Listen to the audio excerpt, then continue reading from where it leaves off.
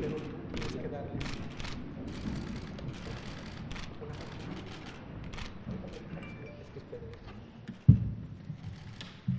Muy buenas tardes, hoy es martes 25 de agosto.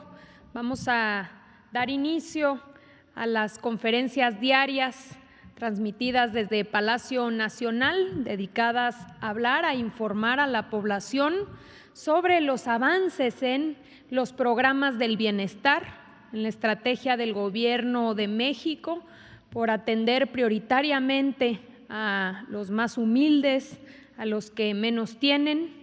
Y el día de hoy nos da mucho gusto decirles y darle la bienvenida a la secretaria del Bienestar, María Luisa Albores, y a la subsecretaria de Bienestar, Ariadna Montiel, para que nos puedan informar y platicar cómo van los operativos y los avances del programa de pensión para el bienestar de personas con discapacidad. Ya en este espacio hemos hablado de los distintos operativos para llegar a todas las regiones del país, prioritariamente aquellas regiones más alejadas con mayores niveles de marginación, y hoy no será la excepción.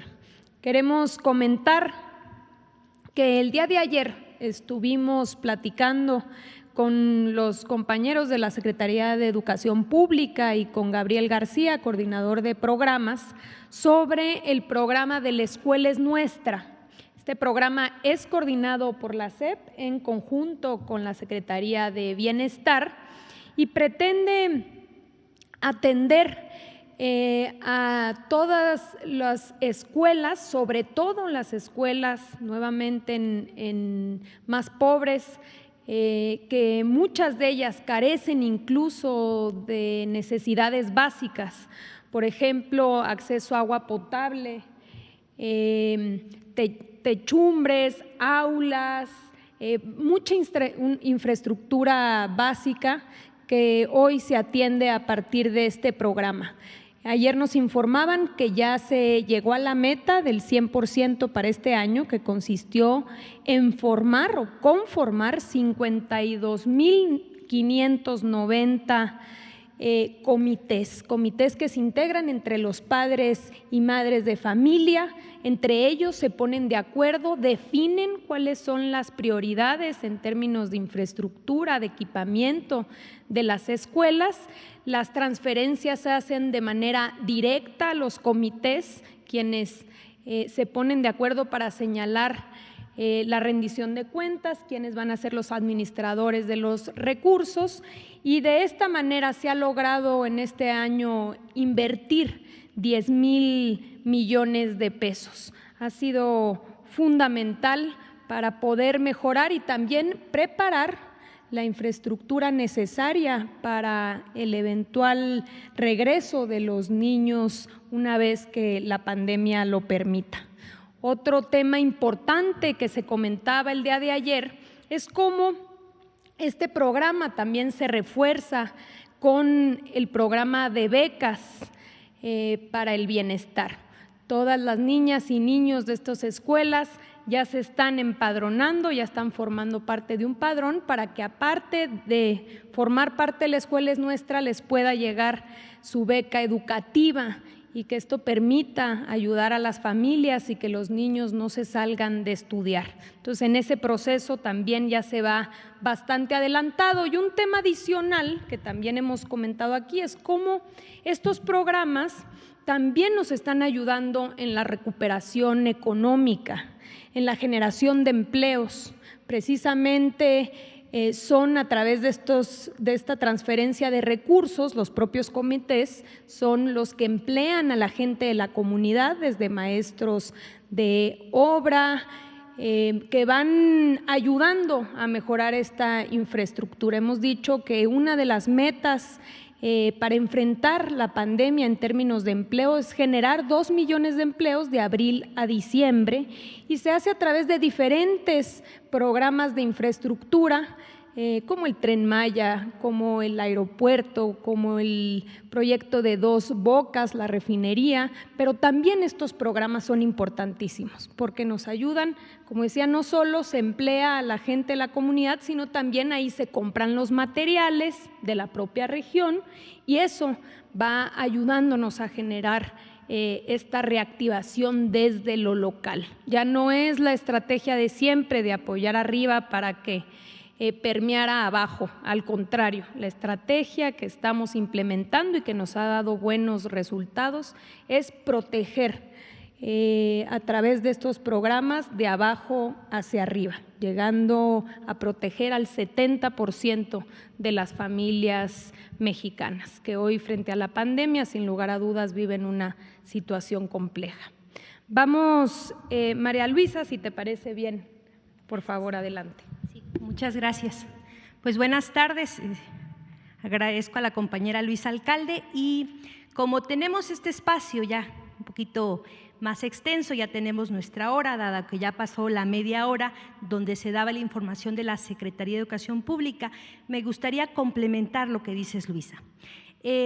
Recordar que esta jornada que comentaba ayer el maestro Gabriel es una jornada que se le llama la jornada Antonio Salanueva. Recordar que Antonio Salanueva fue un frailer que apoyó a que Benito Juárez, que fue presidente de México, el único presidente de México que ha sido indígena, pudiera primero aprender a leer y escribir. Y que para aprender a leer y escribir necesitaba un cobijo, y ese cobijo tiene que ver con el hospedaje, la alimentación, la formación. Entonces, en esta jornada Antonio Salanueva, lo que se está haciendo a través de este programa tan bello como es la Escuela Nuestra, como lo comentaba la compañera Luisa, se está planteando que todas las escuelas que están en este programa, la Escuela es Nuestra, puedan también vincularse directamente las pequeñas y los pequeños de nivel preescolar, de nivel primaria, de nivel secundaria, estamos hablando de educación básica, puedan tener su beca. ¿Y por qué puedan tener su beca? Porque justo este programa de la Escuela es Nuestra empezamos en los territorios con mayor marginación, con mayor violencia y que son los territorios olvidados. Estoy hablando de los territorios indígenas de nuestro país. Y no solo eso, se suma también la Fundación Vidanta y esta Fundación Vidanta está haciendo posible que cada comité de escuela, sea de preescolar, de primaria y de secundaria, se puedan entregar 8 cachitos. Estos 8 cachitos son los 8 cachitos del avión presidencial. Se le entregan al comité y hay una posibilidad de que ese comité pueda ganar tal vez en un cachito 20 millones de pesos y hay una carta compromiso donde se le pide al comité que si se llegara a ganar esos 20 millones de pesos, lo puede utilizar en la escuela, pero también en la comunidad. Bien comentaba la compañera Luisa, ¿qué es lo que vemos con estos comités? Primero, son comités que prioritariamente están formados por mujeres, son comités que están trabajando muy bien y que están entregando cuentas muy claras en el aspecto de infraestructura, y que están haciendo una posibilidad real de que la escuela pueda tener una posibilidad mejor de infraestructura.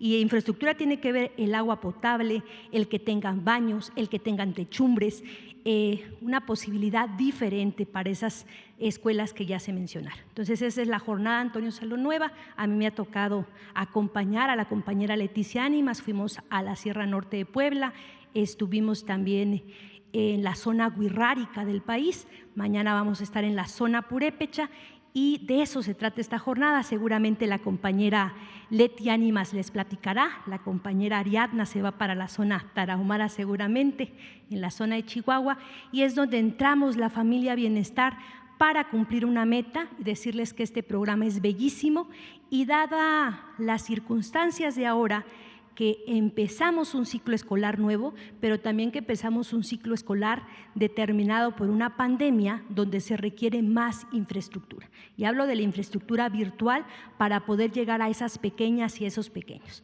Y pues dada esta introducción, entonces nos metemos a nuestro tema. Gracias. Yo voy a ser muy breve en nuestro tema. Acá nuestra subsecretaria Ariadna Montiel les comentará todos los datos. Adelante. Pues hacer un recordatorio que quienes enfrentan más dificultades en nuestro país, hablamos siempre de que nuestros programas de bienestar están enfocados a los más vulnerables. Recordar que un programa de discapacidad a nivel federal nunca había habido y que este es un programa nuevo que hace el gobierno federal y que lo hace justo en colocar al centro a los más vulnerables. Hablo de las personas que tienen alguna discapacidad y que se enfrentan también a territorios vulnerables. Y entonces hacemos esa posibilidad para ellos donde pueda haber salud, un acceso al trabajo, educación, vivienda, transporte y comunicación accesible, cultura y recreación. No quiere decir que esto ya esté consolidado. Lo estamos haciendo notar para ir poco a poco avanzando, pero el programa de personas con discapacidad no había sido visto por ningún gobierno. Entonces, eso es lo que a mí me gusta señalar. La siguiente, por favor. ¿Cómo vamos? Vamos en números, decirles que pudimos hacer 2 operativos y estos 2 operativos consistió en el pagar 4 bimestres, el adelanto de 8 meses y que esos operativos se hizo por parte de la familia Bienestar. Primero llegamos a una meta de 744,000 derechohabientes y que hoy esa sumatoria de derechohabientes es de 805,274. ¿Cuál es la inversión social que se hace en este programa? Que no es un gasto, sino es inversión social, es de 14,1 millones de pesos. Y esto ha sido posible porque tenemos a la familia Bienestar, esa familia Bienestar que consta de servidoras y servidores de la nación. En el caso de los operativos de los programas que lleva la subsecretaria, las unidades básicas de atención y también nuestras compañeras y compañeros delegados regionales y las delegadas y delegados estatales, que son los que coordinan el trabajo a nivel de Estado, y esa es la familia Bienestar que se despliega para poder hacer posible estas mesas de dispersión y además sumamos a otras instituciones para poder hacer esta realidad. Esto ha sido histórico y entonces es lo que podemos platicarles de este programa. Gracias.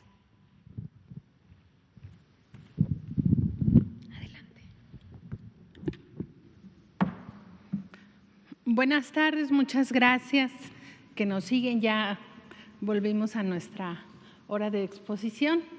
Nos da mucho gusto poder informar el día de hoy sobre los avances del programa para personas con discapacidad. Adelante. Como sabemos, pues reiterar que este ya es un derecho constitucional para quienes tienen menos de 18 años y que habrá un enfoque progresivo para quienes vivan en zonas indígenas, que también será un derecho, y posteriormente los de mayor edad, es decir, los jóvenes y los adultos. Adelante.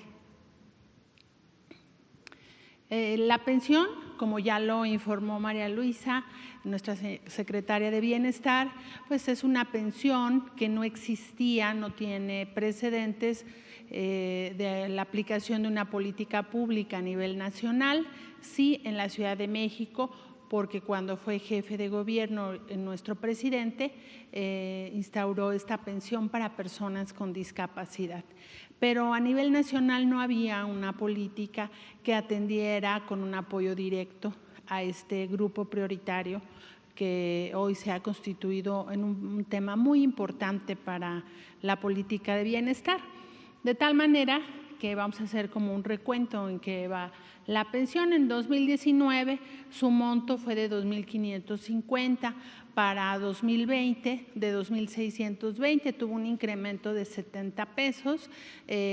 Vamos a ir incrementando, como ya lo hemos dicho en la pensión de adulto mayor, la inflación, de tal manera que cada año el monto se actualice para que vaya teniendo un valor, que no se vaya perdiendo la cuantía del monto que se está entregando.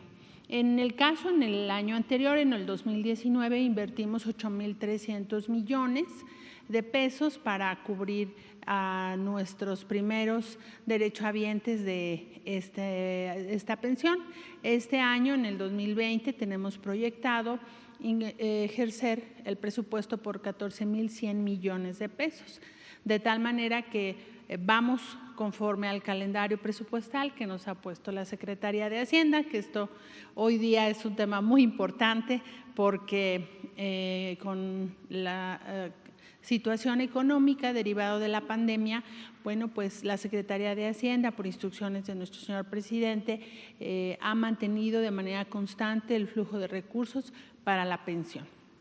Tienen una atención prioritaria, de tal manera que tenemos los recursos, ya ejercimos de enero a octubre y vamos solo a dispersar noviembre y diciembre, que es lo que nos falta. Adelante. Bueno, en el 2019 tuvimos 837,427 beneficiarios. Los adultos mayores, los adultos de zona indígena que cumplen años, los 65 años, los pasamos a la pensión de adulto mayor, de tal manera que el padrón va teniendo movimiento y el año pasado tuvimos esta cantidad de beneficiarios. Para este año la meta es llegar al 1,000,000, de tal manera que estamos trabajando para ello, como hemos venido informando. Ya hicimos un proceso de verificación del censo de bienestar y fuimos a visitarlos a sus casas, a los derechohabientes o posibles derechohabientes, para hacer una medición de la discapacidad y darle prioridad a la discapacidad permanente, a los niños, a los jóvenes, a quien viven en zona indígena y a quienes viven siendo adultos en zonas pobres de las ciudades. Entonces, este trabajo se está haciendo. Ya hicimos el proceso de captura de la información, que también tiene su tiempo, y estamos en el proceso de validación para que de aquí a diciembre podamos ir incorporándolos conforme al calendario. Entonces, tenemos un incremento para este año de 2019 a 2020 arriba del 18%, 19.4%. Sí. Adelante. En el caso de la población indígena, en 2019 teníamos poco más de 162,000 personas de pueblos originarios que han sido incorporados a la pensión. Y en el 2020, con lo que ya levantamos del censo, estamos arriba de 193,000 derechohabientes de zona indígena. Decir que aquí es muy importante que sigamos en zona indígena caminando y buscando a la gente. Ahora que hemos estado acompañando esta jornada de la Coordinación Nacional de Becas, pues en el camino estamos apoyando nosotros también en el censo de las becas para los niños y conocimos pues varias personas porque llegan a la convocatoria, porque saben que va a estar el gobierno, y llegan algunas personas que su familiar aún no tiene la pensión, porque en muchas ocasiones ellos están en su casa, no salen, no son tan visibles, y para nosotros es muy importante cada que vamos a un programa, aunque no sea solamente de la pensión o las pensiones, nos ayudamos, como bien dice María Luisa, somos la familia Bienestar, que nos permite entre todos apoyar las tareas y los programas de todos. Entonces, ahora que fuimos allá a la Tarahumara a levantar, de apoyar el censo de becas, pues también ya me traje otros de discapacidad y de adulto mayor que van cumpliendo años y que en esta situación de emergencia sanitaria por el COVID, pues no se animan a bajar a las ciudades, obviamente, a hacer alguna gestión. Entonces, ahora que estamos yendo, estamos recuperando más beneficiarios. Entonces, pues ahí vamos a seguir trabajando. Este es un tema muy importante, que toda la población con discapacidad en zona indígena cuente con la universalidad de este derecho a lo largo de su vida, porque de 0 a 64 años tendrán la pensión de discapacidad y a partir de los 65 en adelante la pensión de adulto mayor. Entonces ellos tendrán la garantía de que el Estado les dará una pensión toda su vida. Por eso es muy importante que los localicemos. Y bueno, aquí hemos tenido un incremento entre 2019 y 2020, casi del 19% de esta población. Adelante. Y bueno, en el caso de los derechohabientes, este es un tema también muy importante. Si bien tenemos arriba de 800,000 derechohabientes, que es lo que tenemos hasta el último pago, hasta el último operativo, tenemos 671,000 hogares, casi 671,000, porque hay varios hogares que tienen más de una persona con discapacidad, que pueden ser alguno de los papás y alguno de los hijos, o los dos hijos, o la abuela o el abuelo y alguno de los niños, de los nietos. Y este es un tema que, como hemos platicado aquí, vamos a mapear por territorio, porque tenemos familias hasta 4 o 5 integrantes con discapacidad permanente, es decir, que es profundo y que les impide el desarrollo y la inclusión en su ambiente. De tal manera que la medición de cuántos hogares versus cuántos beneficiarios nos da un dato muy importante, porque estamos detectando que hay familias y vamos a ir yendo más a fondo el por qué. Si tiene que ver con el medio ambiente, si tiene que ver con un asunto genético que podamos apoyar a resolver. Entonces estamos en ese análisis también, así que ese es el número de hogares. Adelante. Aquí hicimos disgregamos por edades, por rangos de edades, cómo estamos cubriendo a cada uno de nuestros beneficiarios, en medida de que la Constitución marca la universalidad de menores de 18 años, pero el programa venía funcionando y seguirá así a partir de los 30 años, hasta los 30 años, menores de 30 años. Entonces, niñas y niños, adolescentes y jóvenes, constituimos 500,000 beneficiarios, derechohabientes hasta el día de hoy. Adultos indígenas, 73,000, y adultos en zonas urbanas marginadas, 231,000.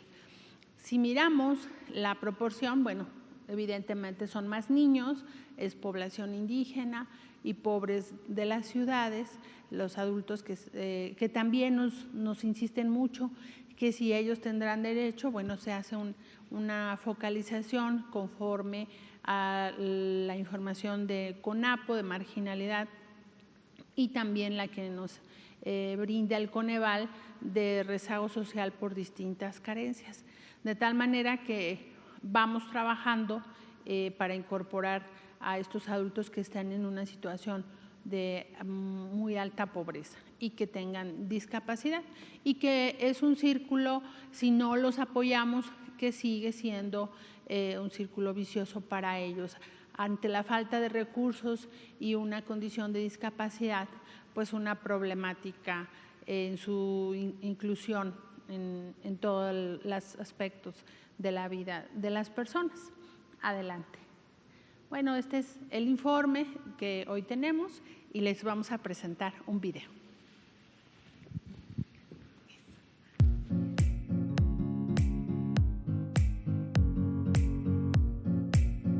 Rubí de los Rayos Gallegos Salcedo, de 21 años, en Guadalupe, Zacatecas. Terminé la secundaria y empecé en la prepa. Me metí a un curso de verano, de pintura, de cantar, pulseras, aretes y collar. Los hago con unos palitos también, para cuentas también, pero así, y le ponemos como ganchos. Cuando van mis invitados a mi programa, les digo que nos platiquen que cómo le hacen para personas con discapacidad o qué apoyos necesitan. o que pueden hacer para personas con discapacidad. Y mi programa es igualdad y libertad, te invito a ser como yo. Yo la necesito para mi material de curación, para las sondas, guantes, gasas, pañales, para mi material de curación. Así como me ven, yo soy bien platicadora. Gobierno de México. Muchas gracias. Vamos primero a escuchar la pregunta ciudadana, si les parece bien, que recordamos esto está vinculado con todos los que nos escuchan y nos ven, el interés que generan y las preguntas que tiene la ciudadanía. Adelante.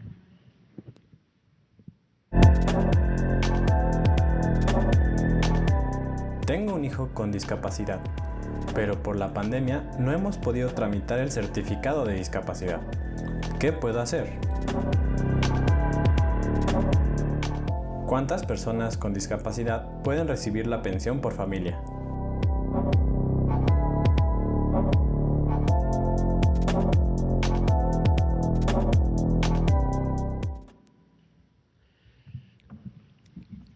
Muchas gracias. Respecto al certificado de discapacidad, tenemos, digamos, una estrategia para no necesariamente tenerlo en medio de la pandemia.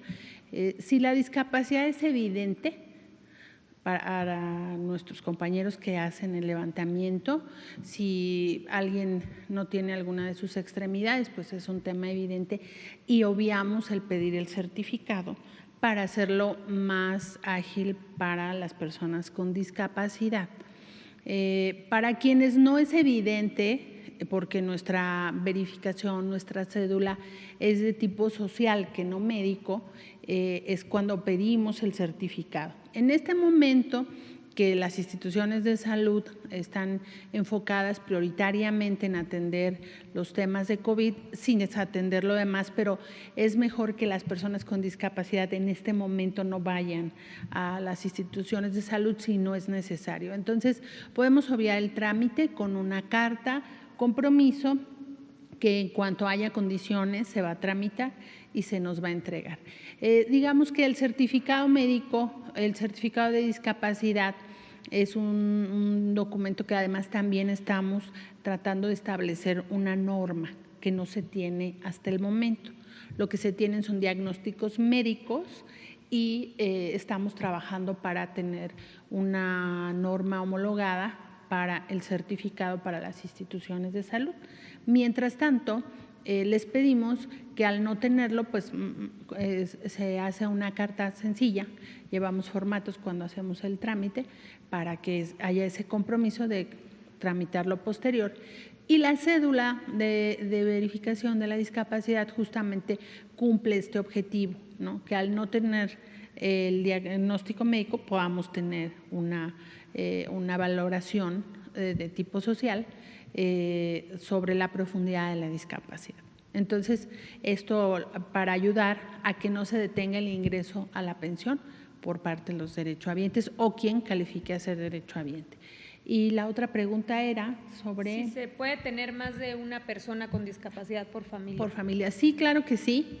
Los niños tienen un derecho universal, hasta los menores de 18 años, así está enmarcado en la Constitución, y el programa lo hace hasta menores de 30, todos. Si en una familia hubiera 3 o 4, a los 3 o 4 se les entrega la pensión, no es limitativo.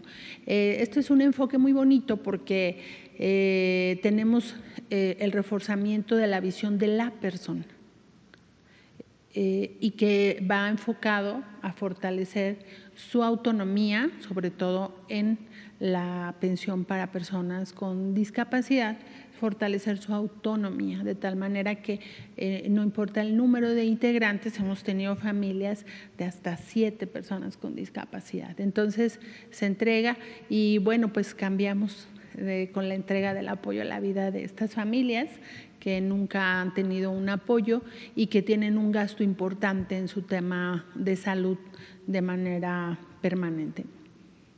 Muchas gracias. Vamos acá y luego atrás. Buenas tardes, secretaria alcalde, muchas felicidades por su cumpleaños. Gracias. Buenas tardes, secretaria Álvarez. Buenas tardes, subsecretaria Montiel.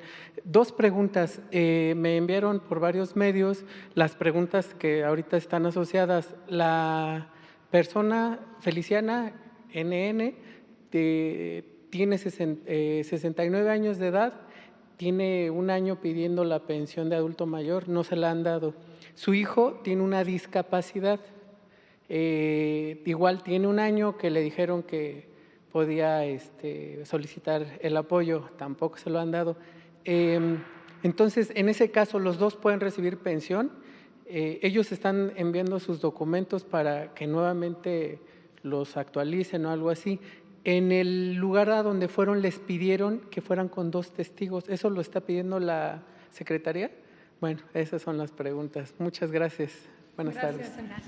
Sí, en el caso pueden tener cada uno su pensión y si la persona con discapacidad necesita, es menor de edad o no puede representarse a sí misma, es necesario que tenga un auxiliar, que puede ser la adulta mayor, y el pago sale de la cantidad para ella y para él en un solo medio de pago, ya sea en una tarjeta, en su planilla, una orden de pago, dependiendo en dónde le toque cobrar, y se puede, sin ningún problema. De hecho, tenemos muchos beneficiarios que el adulto mayor se hace cargo de una persona con discapacidad, o del programa de niñas y niños se hacen cargo de algunos niños, sus nietos, por ejemplo. Entonces lo pueden tener. Para quienes todavía no les hemos entregado su pensión y ya tienen derecho y tienen los datos, se los agradecemos que nos los hagan llegar. En el caso de los testigos, no sé si les falte algún documento, cuando, por ejemplo, no tienen el acta de nacimiento. Recién en algún medio de comunicación impreso tuvimos, digamos, una carta de una persona que nos decía que ya tenía edad muy avanzada y no tenía la pensión. Entonces, cuando hablamos, no tiene ningún papel. O sea, no tiene acta, no tiene CURP, no se acuerda dónde nació para nosotros apoyarlos con el trámite o la búsqueda del acta de nacimiento. No tiene nada. Entonces, bueno, pues ahí sí vamos armando, digamos, la parte de la vida institucional de la persona para tener la documentación, y tal vez desconozco si este sea el caso, pero a veces se requieren de 2 testigos para algún trámite. La solicitud para cuando alguien es auxiliar de otro derechohabiente, sí viene en el formato que firma la solicitud y que se compromete a que el programa, la pensión, su recurso, lo va a emplear en beneficio de la persona. Y eso lo hace con 2 testigos que se firman ahí también en el formato, y que puede ser un familiar, un vecino, un amigo. Pero esta carta compromiso es para que la firmen todos los auxiliares que se comprometen a cobrar el recurso y que se les va a entregar. Y que si no se hace así, la Secretaría se reserva el derecho de actuar, porque pues estarían transgrediendo el derecho de la persona. Por eso es importante el tema de los testigos y va en el mismo formato. Sí, si me dan los datos, porque habría que saber de qué estado es, de dónde es, y con mucho gusto, inmediatamente aquí saliendo les llamamos. Y agradecemos, porque de eso se trata también este espacio, que si tienen casos en concreto que podamos ir atendiendo con mucho gusto. También recordar, aquí también lo hemos señalado, pero que para inicios de diciembre, obviamente siempre y cuando la situación de riesgo de contagio lo permita, pero estamos seguros que será posible, eso esperamos, a principios de diciembre estarán ya operando o por iniciar operaciones los centros integradores. En los centros integradores se van a realizar 3 trámites muy importantes. Les decimos el ABC, que tiene que ver con altas bajas y cambios. Entonces, también esto nos va a ayudar a que personas justamente que no hayan podido incorporarse o que necesitan hacer algún trámite, algún cambio, puedan acceder a estos lugares, a estos centros integradores que son estos núcleos con presencia del gobierno, sobre todo para para ayudar en todos los trámites de los programas del bienestar. Estamos hablando, si mal no recuerdo, de cerca de 13,000 para la primera etapa. Vamos acá atrás con Araceli, por favor. Gracias, Araceli Aranday de Canal 11. Preguntarles, de este 1,000,000 de apoyos que están entregando, ¿qué porcentaje representa de toda la población discapacitada? Es decir, ¿cuántas personas discapacitadas hay en el país? Y también preguntarles si tienen ustedes alguna notificación o inclusive algún operativo sobre estos fraudes que les están llamando a las personas con discapacidad y les ofrecen este tipo de apoyos. Gracias. Sí, muchas gracias. Sobre el tema de qué población estamos cubriendo, bueno, en México, con los datos de 2018, la población con discapacidad son 7.9 millones. Tendremos mayor información que nos va a arrojar el censo de población que se hizo en este año, que ya incorpora de manera mucho más precisa las preguntas en materia de discapacidad. Entonces tendremos mayor información. De estos 7.9 millones de personas con discapacidad, 2.8 millones de ellos son adultos mayores, que digamos estaríamos cubriendo con la pensión de adulto mayor. Y el 1,000,000 con el que nosotros estamos enfocando la pensión de discapacidad, por eso va primero a los niños y a los jóvenes, porque al tener 1,000,000 no podemos cubrir a toda la población y por eso hacemos esta focalización para atender primero a los más pobres. De tal manera que estamos atendiendo cerca de un 45% de la población con discapacidad entre adulto mayor y el 1,000,000 que se tiene proyectado para este año. Juan Carlos, adelante. Ay, perdón, complemento. Vamos acá. Sí, gracias. Nada más complementar, Araceli, comentaba lo de los fraudes. Recordarle a quienes nos están viendo que ninguno de los programas bienestar pide un recurso. Entonces, que lo tengan muy en cuenta, ningún servidor o servidora pide una transacción, un recurso y que no vayan a dar ese tipo de datos, ¿no? Y en un momento se vio que iba a haber muchos fraudes en lo que son los microcréditos y también con las tandas. Ahora nos están comentando que es con el programa de PCD, programas para personas con alguna discapacidad, no se pide ningún recurso y justo lo comentaba la subsecretaria. Estábamos en el planteamiento de 805,000 personas y se está haciendo el padrón para llegar al 1,000,000 de derechohabientes de personas con discapacidad. Se levantó, pero no se pidió ningún dinero. Sí, buenas tardes. Juan Carlos Machorro, AM de Querétaro. Secretaria Albores o la subsecretaria Montiel, no sé quién pudiera, de favor, comentarme. Con la pandemia, este tipo de trámites para obtener estas pensiones se ha facilitado o se ha complicado por el desplazamiento de las personas, en este caso también por, en ocasiones, ser personas con discapacitadas. Ahora sí que se ha flexibilizado el trámite o el papeleo normal que se hacía ahora sí que en la vieja normalidad. Y una segunda pregunta que es igual comentarles sobre un caso que nos llegó.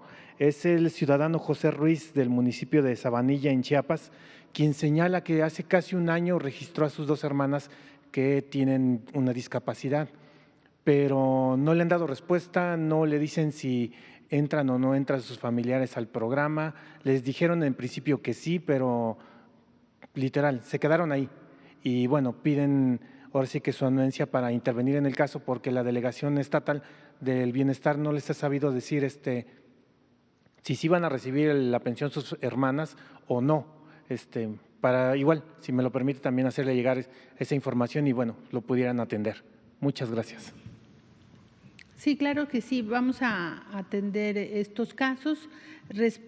Habrá que ver la edad, dónde viven, ¿no?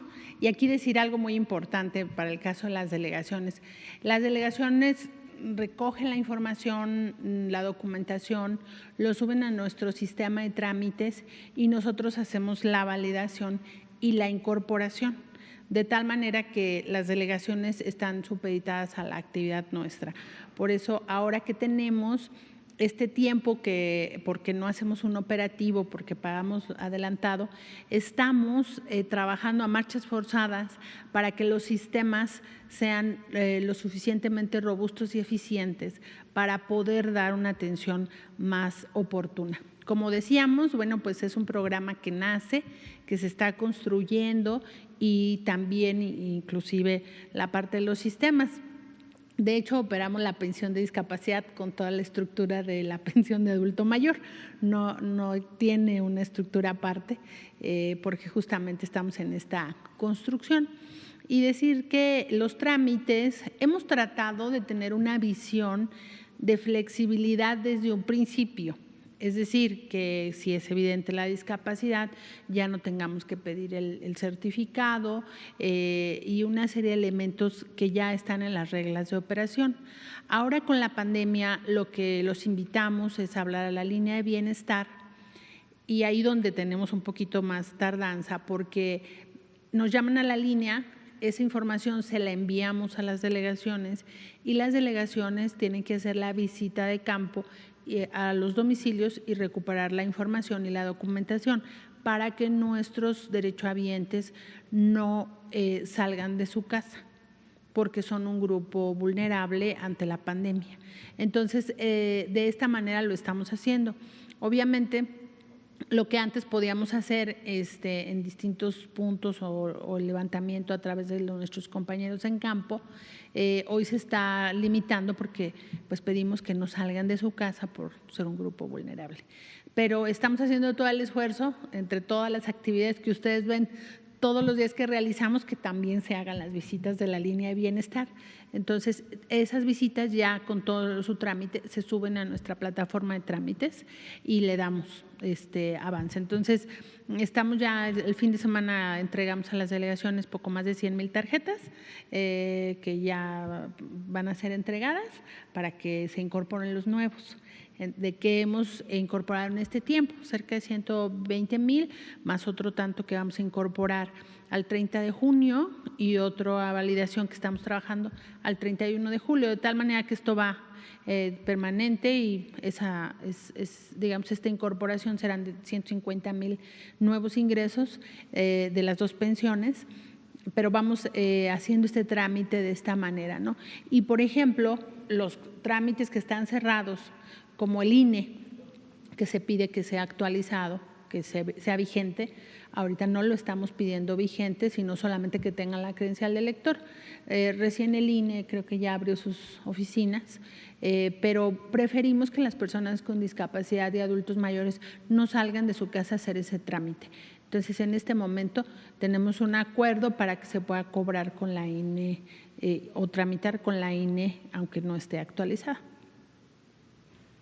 Arturo, y luego vamos con Juan. Nada más una precisión sobre la cantidad de beneficiarios de la pensión.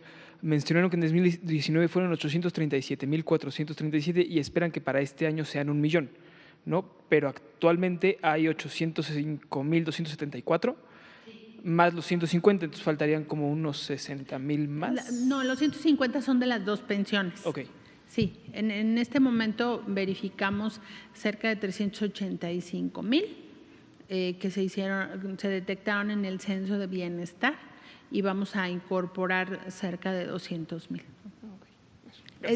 Los padrones también, aquí hay que decirlo, los padrones son dinámicos, no es una cifra precisa, porque tenemos defunciones, porque tenemos, por ejemplo, movimientos de pensión de discapacidad que pasan a adulto mayor, ¿no? Por eso las cifras siempre, digamos, no son exactamente las mismas, tiene un movimiento el padrón. Y a veces las personas que no cobran por alguna circunstancia entran en suspensión de pago. Este año no lo hemos hecho, pero si alguien no cobra 3 veces, ahí sí ya vamos a entrar en suspensión. Entonces, aquí siempre informamos lo emitido, cobrado.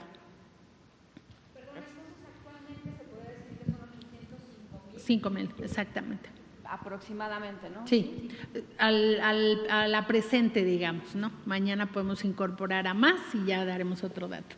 Concluimos con Héctor, adelante. Muchas gracias. Buenas tardes, Héctor García de Orio Basta y Grupo Cantón. A usted, secretaria alcalde, ayer nos platicaba de que se veía ya la luz del túnel, acerca de empleo, de los empleos. Lo que la pregunta sería, ¿qué áreas económicas faltan por abrirse, sobre todo en los estados color naranja y Campeche, que está a punto de entrar amarillo, para que ya empiece a estabilizarse y a ser normal la actividad económica de estas áreas y, por supuesto, repuntar en el empleo? Gracias. Gracias, Héctor. Bueno, normal no, es esta nueva normalidad, ¿verdad? Porque hay que recordar que no volvemos a como estábamos antes, es con todos los protocolos de seguridad y salud que incluyen y que están publicados en el Diario Oficial y que se han dado a conocer para que nos cuidemos entre todos. Pero ya hay muchos sectores económicos que han venido abriendo con estas restricciones muchas veces de aforo. Recordemos que en semáforo anaranjado y que la Secretaría de Salud de manera indicativa ha establecido este semáforo, pero son las entidades federativas las que han venido estableciendo y coordinando los esfuerzos de cuáles son los sectores prioritarios que van iniciando y que van abriendo poco a poco. Entonces, no se puede hablar de uno en específico, los que sí podemos establecer que ya están operando desde que inició, desde que se establecieron como esenciales, abrimos 3, ¿no? Que era el sector de la construcción, en el caso, perdón, no te, bueno, ya. Sí, en el caso de, fueron estos sectores que abrimos como esenciales, en el caso del sector de la construcción, de la manufactura, que también fue importantísimo, incluso porque entró en vigor el tratado comercial, y también todos los sectores establecidos desde un inicio como esenciales, ¿verdad? Aquí hemos presentado varios, pero todo lo que tiene que ver con el campo, con el sector primario y con la posibilidad de que eso ha permitido que no haya desabasto. Pero entonces poco a poco están abriendo más sectores, ¿no? Lo vemos incluso en el caso de la Ciudad de México, que ya incluso en el sector cultural empiezan a abrir, pero siempre con estas medidas de cuidado. Esa ha sido la condición y ha habido un comportamiento bastante responsable. También aquí lo hemos dicho con las visitas que realiza la Secretaría del Trabajo en conjunto con las entidades federativas. El porcentaje de cumplimiento de estos lineamientos es alto y esto permite que no haya brotes de contagio. Vamos a continuar con ello, pero lo cierto, y como ya comentábamos, ya en agosto empezamos a ver cómo empezamos a recuperar y a generar empleos. El presidente informaba hace algunos días, ya en los datos del Instituto Mexicano del Seguro Social vemos para este mes 52,000 empleos creados nuevos, después de un periodo pues que fue muy duro y donde tuvieron que cerrar prácticamente todos los sectores menos los esenciales. Ya empezamos a ver este comportamiento. Vamos a seguir informando. Les agradecemos muchísimo que nos hayan acompañado. Los invitamos el día de mañana. Vamos a hablar sobre producción para el bienestar y nos va a acompañar el subsecretario Víctor Suárez y también José Luis Campos, director general de Operación y Explotación de Padrones. Le mandamos un abrazo solidario también a Villalobos. Muchísimas gracias y hasta mañana. Gracias.